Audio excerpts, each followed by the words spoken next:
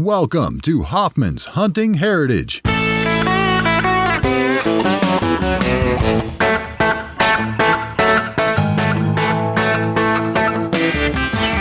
the Great Lakes to the heartland, from mountains to the sea, there's a hunting heritage in the blood of folks like you and me. With rut bucks and goblin struts, it's hunting that we love.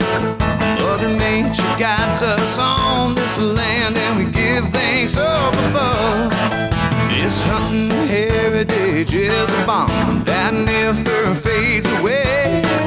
We're your camo wearing family from across the USA. So fill your cup and listen up, y'all mean so much to me. It's time for the show, so go grab your bow. This is a wild place to be.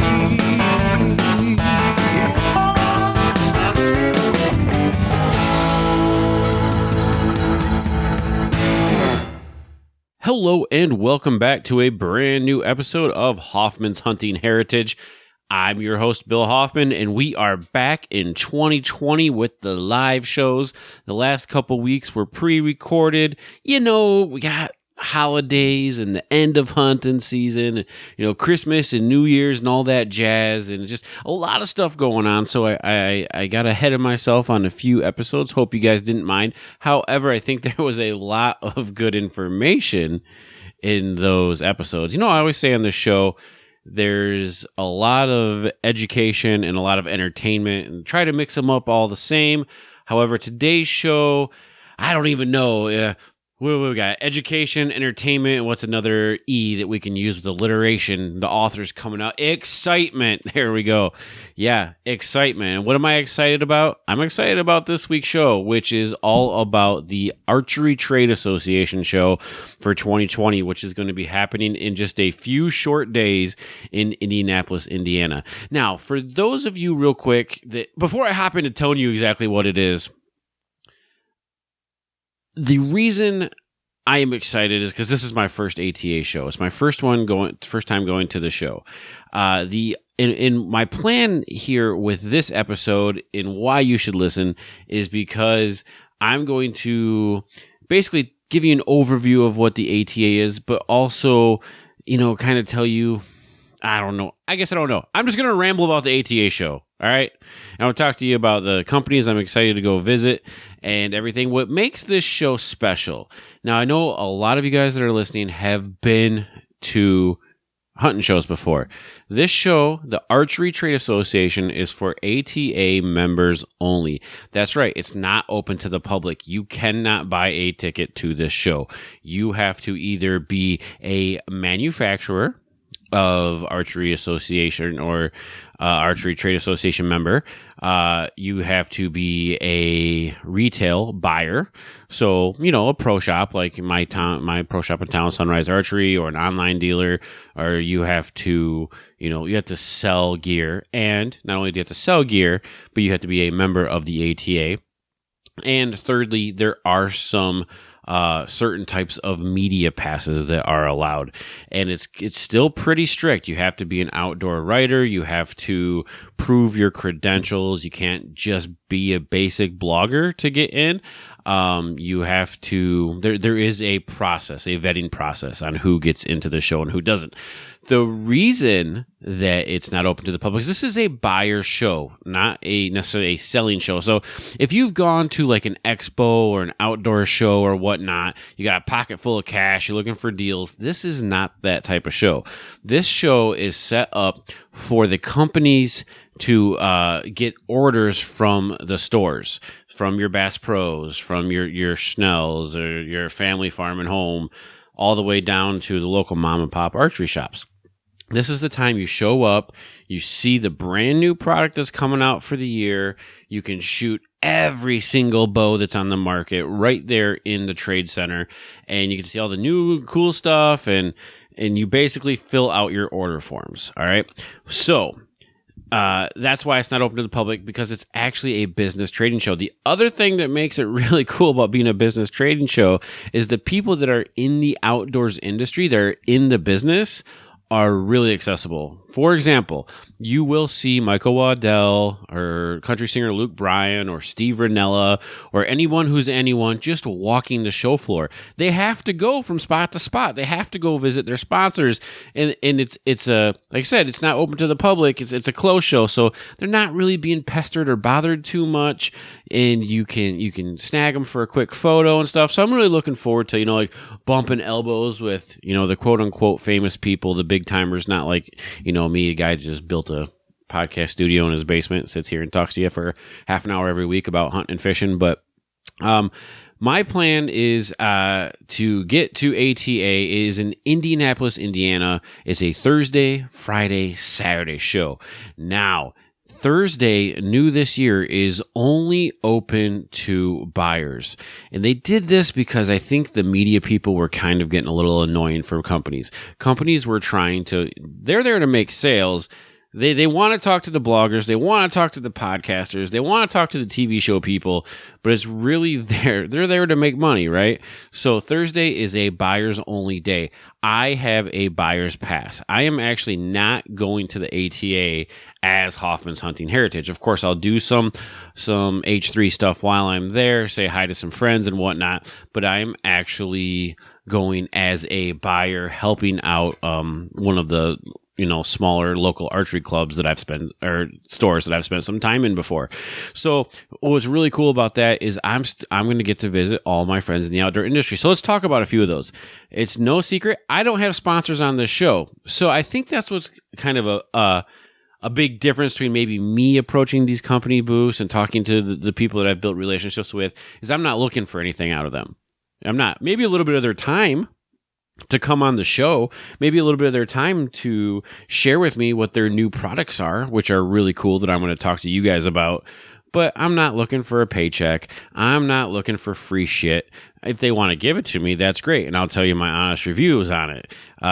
That's probably why I don't get a lot of free stuff, because I'm honest about the stuff I get. But that being said, have to excuse me. I should have mentioned this at the top of the show. I'm getting over a cold. It is what it is. Okay, I got a cold. Sorry about the voice quality. Anyway, screw it. I'm not even going to edit that. I'm just going to leave it in. This is real, right? So anyway, while I'm not looking for a paycheck, I'm not looking to get sponsors. I am looking to continue to build the relationships I have with people. And I do pro staff for a few companies. The first one, first and foremost, is I am on the USA pro staff team for SpyPoint. First, there's SpyPoint cellular trail cameras. I'm a big fan of SpyPoint. I have 7 or 8 of their cameras. I've used every camera on the market. Now, to be fair, I haven't used every cellular cam on the market, but I've had no problems with SpyPoint. When I have had a problem, I've had no big problems. When I have had a little technical support problem or something, it's customer service and it gets fixed. So I'm looking forward to meeting up with some of those people. Jake Hacker, who's been on the show here multiple times, is a salesperson for SpyPoint. So he's one of my best friends in the world, let alone in the outdoors industry. So it's always nice to get to see him. That'll be fun. And I'll also be heading over to the Tacticam booth because I'm also on the Tacticam pro staff or Tacticam team. I guess we don't really call our Tacticam staff a pro staff, we call it a team. But so it'll be good to get over there and see Jeff Peel, the owner of Tacticam, and all the other guys, Paul Kermy, who's my district manager level guy. It'll be really cool to just to bump elbows, say hi, shake hands. And I know both of those product lines so well that if I happen to be there and another person comes up, I can help sell. I'm all about, hey, this is what works for me. This is why I like it. This is why I'm partnered with them.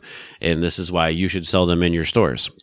The rest of the people, I mean, and I'm sure I'm going to leave people out. Okay. I'm sure I'm going to leave companies out. But the real point is, I've had a lot of cool interviews on this show over the years, mainly, with people in the outdoors industry, one of them being Mike from Hex. and had him on early in, I can't remember the episode number, but I really enjoyed talking with him. And you know what? Heck sent me out a suit. I'd already bought a suit. I was already a customer of theirs. They sent me out the base layers, and I wore them all winter. I've been very happy with their product. I've had some incredible encounters with deer and turkey, both super up close. That makes me a believer in their product. So looking forward to headed over to the Hex booth. Another group that I interviewed on this show was VPA Archery, Vantage Point Archery, and they make broadheads. And I really like their broadheads. And so it'll be nice to, I've never met them in person, so it'll be nice to shake their hands, stop by their booth. And speaking of broadheads, another guy that I'm personally friends with would be Tom from Dirt Nap Gear. I really like Dirt Nap Gear broadheads, especially out of my compound. And Tom's hilarious. And they are very innovative and always have new and cool stuff. Plus, I don't think you're going to find a funnier person in the outdoors industry than him. So I really like the way, I'm a comedian, right? So I like the way he approaches things. So going to head over there. What else? What else should we go check out? Oh, Reinhardt. So I'm big into 3D shooting. I'm on the board of directors for our local archery club, the Land O'Lakes Bowmen, and we shoot all Reinhardt targets. So it's going to be awesome. I'm going to get to see what the new Reinhardt targets are for next year, and I'll be checking those out. And then also kick the mic stand like I'm a rookie here. See, I'm a little rusty. I'm a little rusty, guys. Haven't been in the studio in a few weeks. But looking forward to talking to the guys over at Reinhardt. I shot the Reinhardt 100 this year, finished as a top 5 finisher in the traditional class. Really, really enjoyed that. It was a ton of fun. And I'll actually be getting some ordering information out of them as a buyer because we order a lot of Reinhardt targets at our archery club. A couple companies that I haven't had on the show yet, but I like to use. We got Lone Wolf. Obviously, I use their tree stands and their tree steps, and also there's the Lone Wolf custom gear. Now, I know there's a bunch of drama between the two, but so you got Lone Wolf and then Lone Wolf custom. I'm going to talk to both of them, the Lone Wolf guys, and then it was designed by Diaquisto and then licensed out, and then Diaquisto now has got his own. I'm not even going to get into all that. If you want to listen to a really good breakdown of that, there's plenty out there. Head over to Working Class Bowhunter podcast, or you can head over to the Traditional Bowhunting and Wilderness podcast. There's the Kurt Geyer has done a lot with them, and Jason Samkoviak's actually had personal conversations with them. I'm not that investigative journalism type of dude. There's drama, and I don't care. I like both their products. And another guy I'm really looking forward to see is another one of my friends, Al, a guy right here in Michigan with Bonus Ring. What the Bonus Ring is kind of cool. It's a silicone ring that goes around the outside of your scope housing that helps you align your peep sight up with your scope housing. I believe some of them glow in the dark. I have one on my HHA Tetra on my compound. I've been very happy with it. So, nice to get over there and see him again. I've seen him. I've shot with him before. I've seen him at a bunch of shows, but it's always nice to see your buddies when you're out of town. Now, I mentioned Working Class Bowhunter. They will have a podcast set up. It'll be nice to see those guys, hang out with them. But in the podcast arena, the topic of things, I'm going to be sitting in with the Wobbly Arrow boys. And who the hell knows how that's going to go? Those guys are just wild. So I don't know what kind of shenanigans we're going to get into with the Wobbly Arrow. It's going to be fun. It's going to be funny, and I'm sure I'll share the crap out of it when that finally gets published. But the other day, just listen to the last Wobbly Arrow. Listen to their pre-show ATA and get to the end of it, and you'll know why they're so crazy, calling me names and calling me out, stuff like that. All in good fun, though, guys. So it'd be nice to get over there and see them. Of course, Up North Journal is a podcast based right here out of my hometown, and they usually podcast out of the PSE booth the entire weekend. So they'll be over there working for PSE. I know Mike and Danny both work for Scent Blocker and ScentLock independently, even though I think they're covered under the same ownership now. I don't know, but it'll be good to see those guys. And so that's basically, I'm going to walk the show floor. I'll be taking pictures. I'll be posting things on Instagram and Facebook. Make sure you guys are tuned into that. But there's other things that go on at the ATA show. There's educational seminars I'm really looking forward to dropping in on. And then Thursday night, I don't really have plans for Thursday night yet. However, Friday night is something I'm really excited about. Friday night is the Badlands Film Festival. So Badlands Pax Company, this is a film festival. It's all hunting and outdoors films. And so how this works is if you are a filmmaker or you film a TV show or whatnot, you can submit a video. They have like different categories and stuff to the Badlands Film Festival, and they have some pretty major prizes for those that win. But it's held offsite at a movie theater, and you have to get tickets to get to it. And me and Jake Hacker got tickets, so we're gonna head over there. And it's like an hour and a half, 2 hours, but you watch all these films, and then you vote and whatnot. I think the audience votes. I could be wrong, but I think the audience votes on that. But so that's going to be really cool. And it's everything involved with ATA is free food, free drinks, blah blah blah, all that, right? So, but the Badlands Film Festival, and they give away a bunch of GPSs because, like I said, it's Badlands and Garmin are the main sponsors, and I'm really looking forward to going to that film festival. And then afterwards, it's just a party. So, yeah. I am not planning on necessarily publishing any podcast while I'm there. Any ATA specific podcast anyway. I'm not going there as media.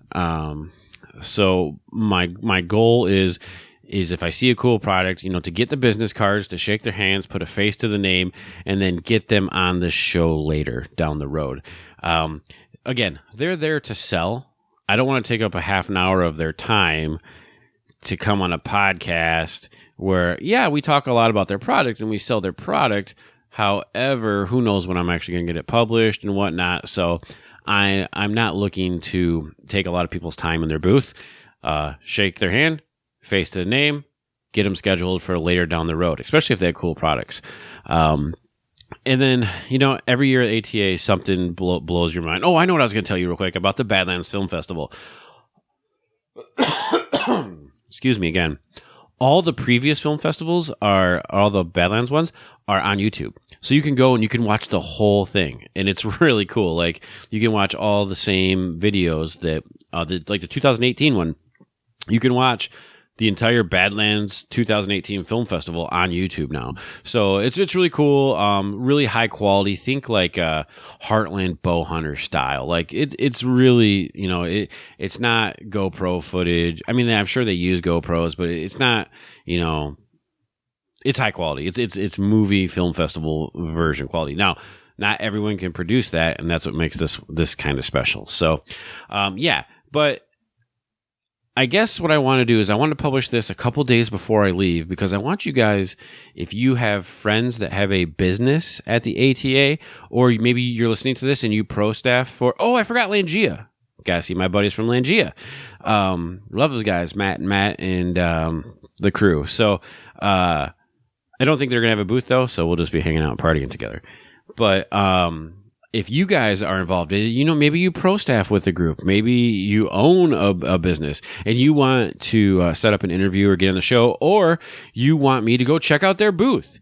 That's why I'm publishing this. So what I want you to do is head on over to either the Instagram post, which is Hoffman's Hunting Heritage, or the Facebook page, which is Hoffman's Hunting Heritage, or you can just go to hoffmanshuntingheritage.com and you can leave a comment there telling me what booth to check out, to take some pictures, to meet the people, and I'll post the pictures I take, and if you guys suggest it, I will find them.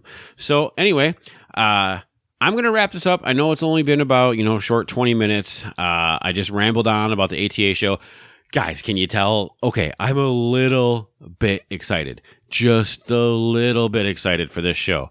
It's about a 4-hour drive, and I'm really looking forward to getting the hell out of town. It's been a long, hard hunting season. More about that in another episode. And I'm really looking forward to everything that's coming forth in 2020. And speaking of that, that's what next week's show's about. Next week's show is going to be basically a breakdown of what I have planned for 2020 and my New Year's outdoors resolutions. But until then, get outside and get to ATA. It's a wild place to be. Thank you for listening to this episode of Hoffman's Hunting Heritage. Get outdoors. It's a wild place to be.